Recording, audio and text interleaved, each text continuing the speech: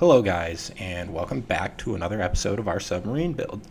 In this one, we're going to continue working on this our submarine project. We're going to start working on the engine a little bit more. You see me doing that now, and later on we're going to start working on some of the ballast pumps as well as a door to enter and exit the sub underwater and above the water. But yeah, guys, thank you so much for the support lately on these videos. The submarine build, it's been getting a lot of support from you guys lately, so I do appreciate that. If you do like the videos, do remember to hit that thumbs up button and subscribe. I will keep making these videos. Eventually, this sub will get onto the workshop, so you guys can all play with it. That's why I'm doing it. But yeah, guys, we'll get right into the building here, and I will come back to you guys, and we will talk a little bit about some of the work that we've done.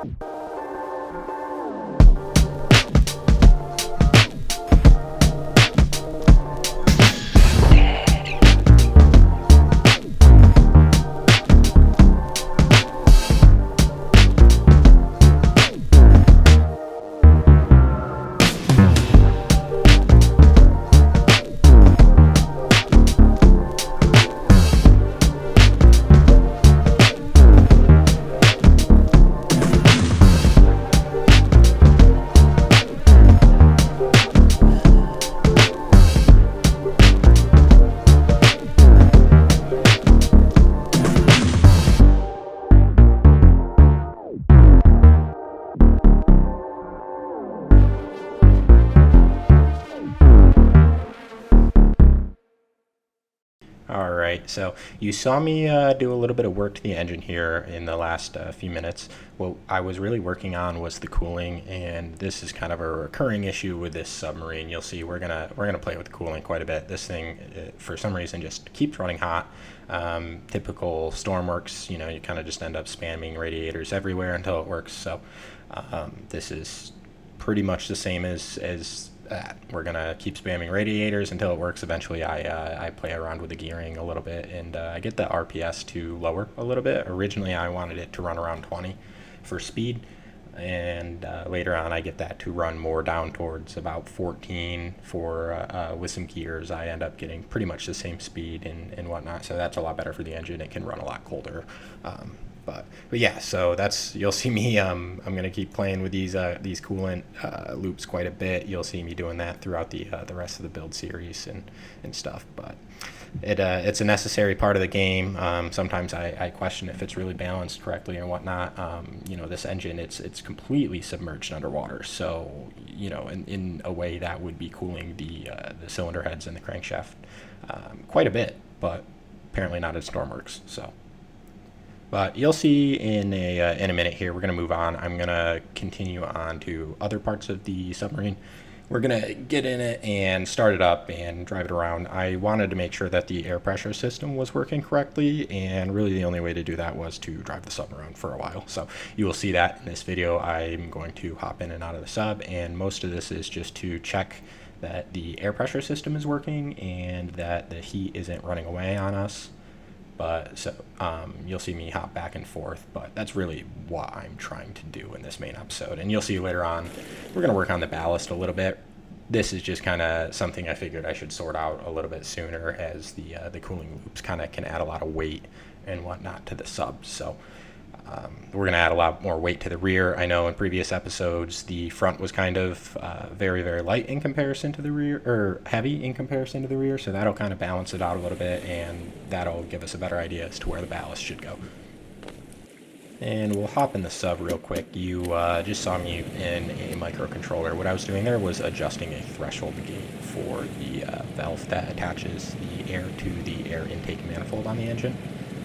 So I'm going to hop in it, and you're going to see I'm just going to watch this manifold pressure for a little bit. I really want to keep that above 8 ideally, and pretty consistent. So I'm going to hop in and out and keep changing that. And just a note for you guys, if you're building the sub, if you maintain the pressure in the tank well enough, you don't really need to have a threshold gate. You can get away with just running a straight pipe, and then most microcontrollers will kind of figure it out with the PID itself as you go. This is just kind of something to make it a little bit more consistent, easier to run for the engine. So All right, and we will hop back in the world one more time. I promise I won't get back into the workshop and play around with that pit anymore. We're going to hop in it, and again, we're just going to kind of keep our eye on this this pressure number, and you're going to see it bobs around quite a bit, but the actual delta of the number, the change the number is having, is not that high in between its maximums and its minimums. And that is really what you're going to look for. So ideally, that number, the smaller it's going to be, the smoother the changes in the pressure are for the engine. It's going to be a lot easier for the modular controller for the engine to correct the AFRs for your engine. It's just generally a good idea going forward. If you plan on making your own diesel engine that stays underwater, that might be something that you want to monitor a little bit. I'm gonna move it back into the time lapse here, and you'll see we're just gonna drive around the sub a little bit, maybe do some flips and get into a little bit of trouble and whatnot. But we'll hop back in afterwards and start working on the ballast and all the pumps for that. So stay tuned.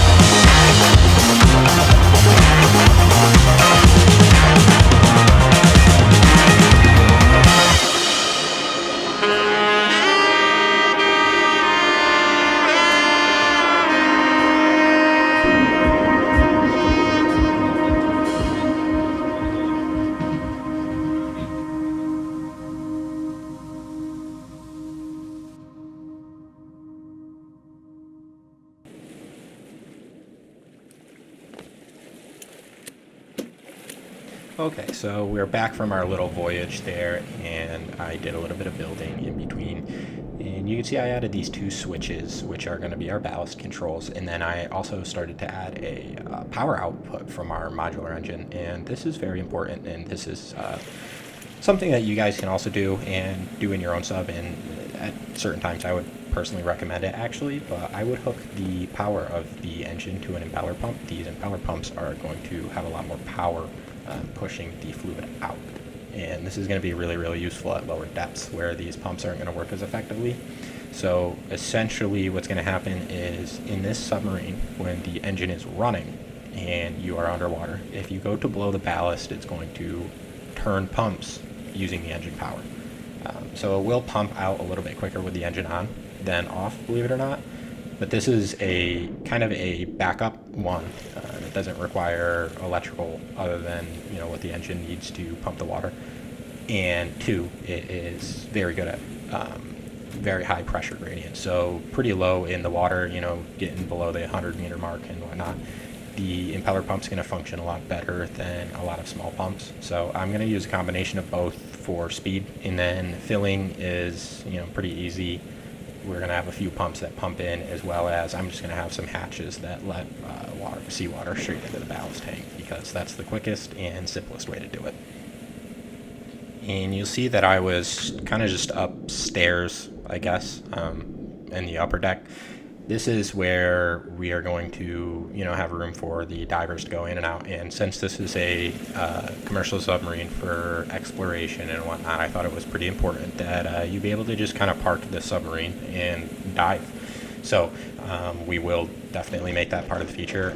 And you'll see later on, I'm going to add wheels and a couple other things, kind of let you just drop the sub right on the floor. And then there's going to be a few more switches up here. One of them is going to be kind of an indicator for the pilot of the sub to, not drive off and or, don't move the sub because it's dangerous. There's divers in the water.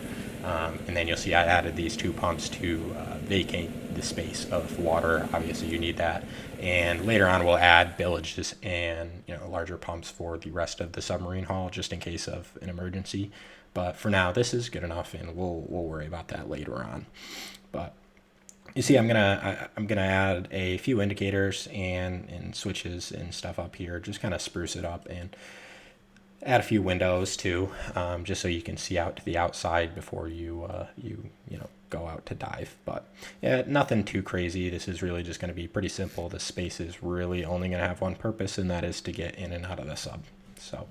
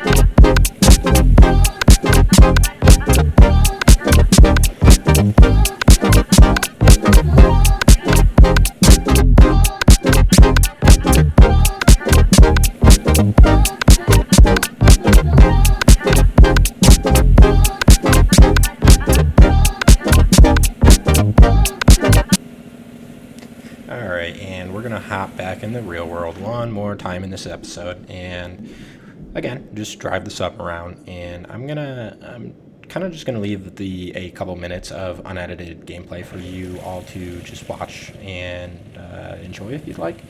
So I'm gonna just go ahead and sort of end the video early here, and just kind of say thank you again for all your support, guys. These submarine videos have been doing really great.